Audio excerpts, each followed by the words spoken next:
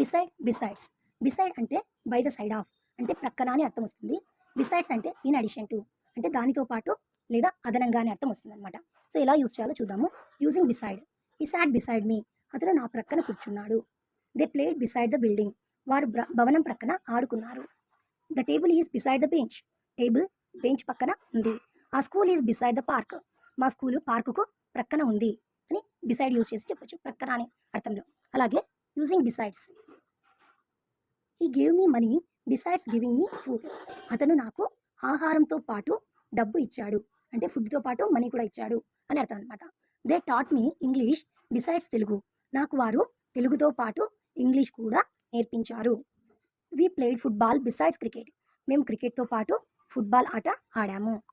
Harshit likes apples besides mangoes. హర్షిత్కి మామిడి పండ్లతో పాటు యాపిల్స్ ఇష్టం. Thank you for watching. Please subscribe my channel.